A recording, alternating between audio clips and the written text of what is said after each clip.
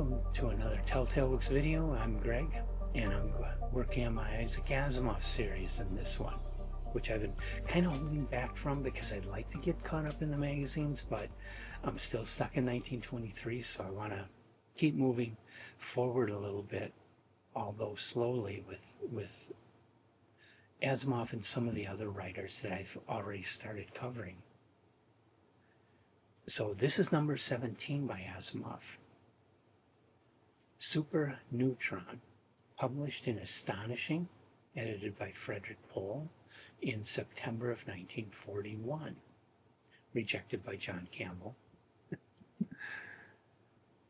And I do not have a copy of that issue. I do know it's available in PDF form. I think that one's available in PDF form anyway.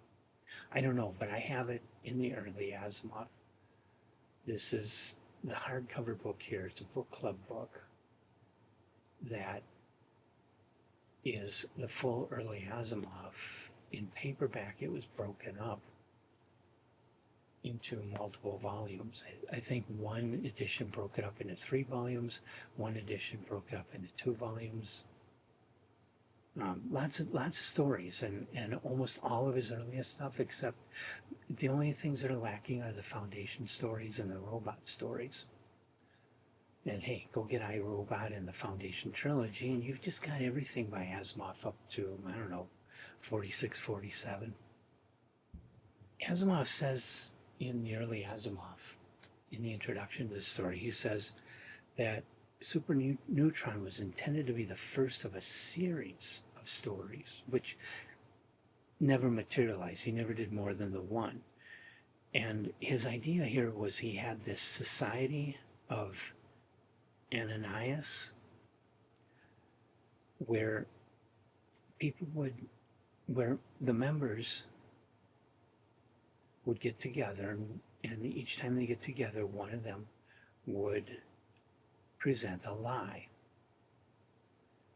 But the rest of the members would try to pick it apart and identify it as a lie. And so the member telling the lie needed to have done his work to make it impossible for the other members to debunk it. That was the idea.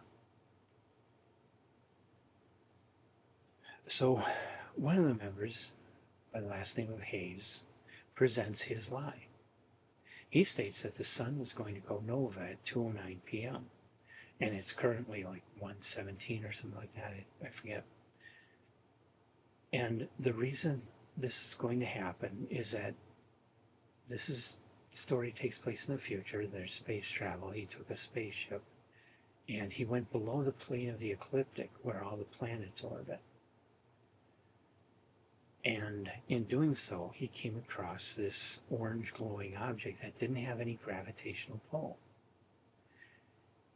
He reasoned out that it was probably like a neutron.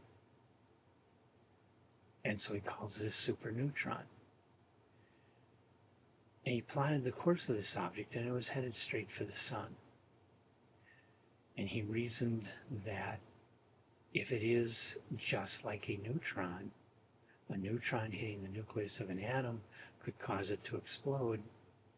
Super-neutron hitting a star would cause the star to explode, and so of course Earth would be wiped out in the process.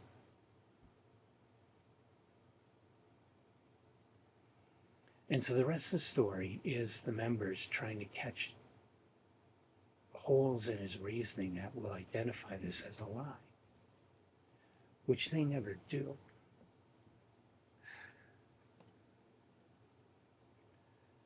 The science here is very much fictional. There's nothing out in the universe like a super-neutron because stars are not like atoms. It's not, you can't really make that comparison. Asimov did for the sake of a science fiction story. I think he knew very well that the science here was pretty shaky.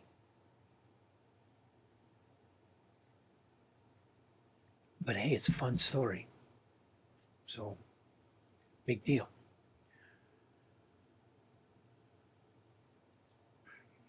The the way the story is written is really just this guy lecturing this society, the members of the society, of his reasoning behind what was going to happen.